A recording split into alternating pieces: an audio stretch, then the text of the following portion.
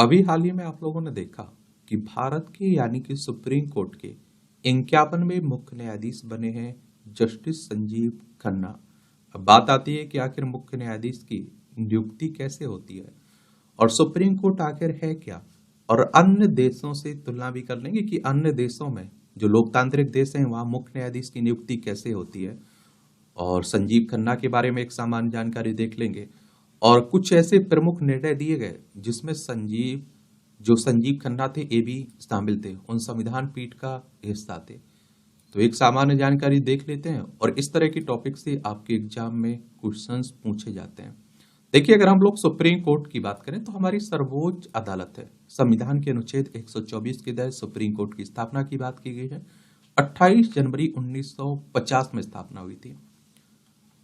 और देखिए, न्यायमूर्ति संजीव खन्ना के प्रमुख न्यायिक निर्णय तो वह संविधान पीठ के कई निर्णयों का हिस्सा थे, जिनमें संविधान के अनुच्छेद 370 को निरस्त करने और 2018 में की चुनावी बॉन्ड योजना को निरस्त करने का निर्णय भी शामिल है।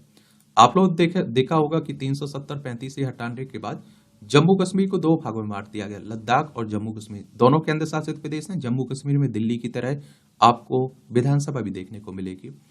और इस 370 को हटाने को लेकर चुनौती दी गई थी सुप्रीम कोर्ट में कि ये गलत है। तो उसने सुप्रीम कोर्ट ने कहा भैया कुछ गलत नहीं है, सब सही है।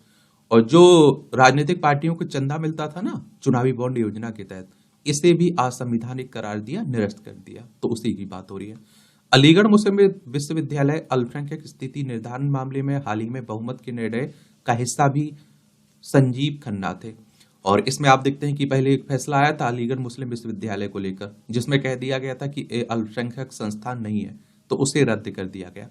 और अब ये अल्पसंख्यक संस्थान है, इसको लेकर आप देखते हैं कि नहीं है। आगे एक निर्णय आएगा, भी उस पर कार्रवाई होगी। एक तरह से आप देखते हैं कि उस पर कुछ विचार होगा।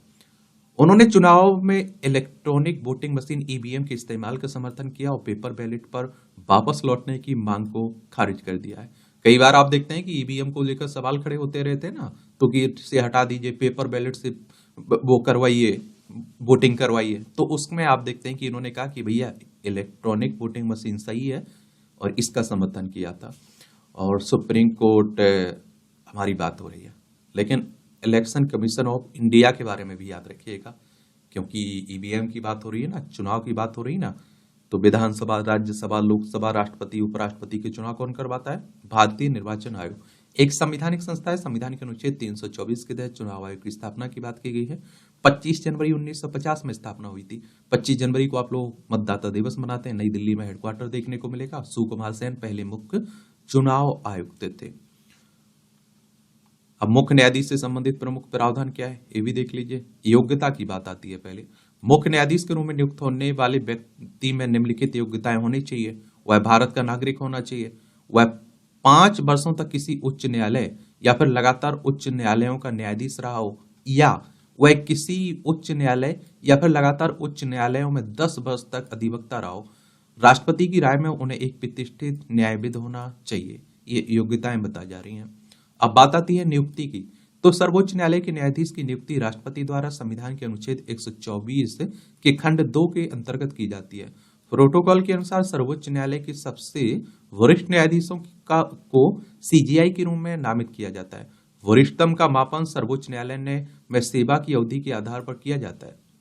और मुख्य न्यायाधीश की भूमिका की अगर बात करें तो इसमें अगर आप देखें, रोस्टर के मास्टर के रूप में मुख्य न्यायाधीश के पास विशिष्ट मामलों को विशेष पीठों को सौंपने तथा सर्वोच्च न्यायालय में उनकी सुनवाई का कार्यक्रम निर्धारित करने का अधिकार होता है।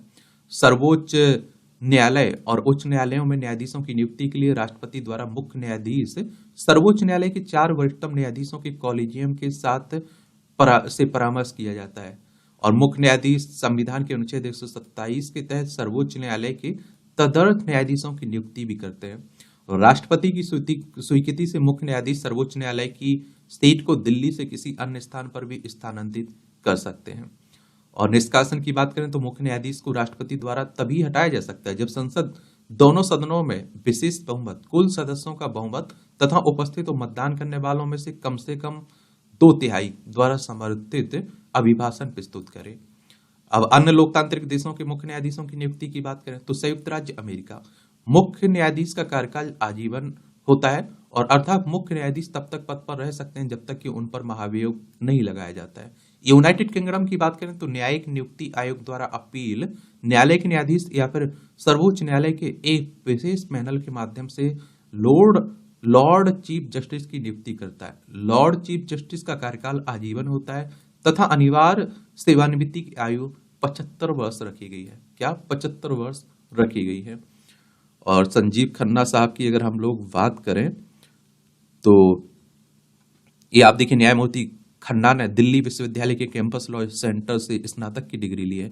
1983 में अपनी कानूनी करियर की शुरुआत की जिसमें उन्होंने मुख्य रूप से दिल्ली उच्च न्यायालय में प्रैक्टिस की। न्यायमूर्ति खन्ना कानूनी क्षेत्र में एक समृद्ध और प्रतिष्ठित पारिवारिक पृष्ठभूमि है इनकी। उनके पिता देवराज खन्ना दिल्ली उच्च न्यायालय के न्यायाधीश थे, जबकि उनके चाचा हंसराज खन्ना सुप्रीम कोर्ट के एक प्रसिद्ध न्यायाधीश थे और जो आपातकाल के दौरान अपने सैद्धांतिक रूप के लिए जाने जाते हैं।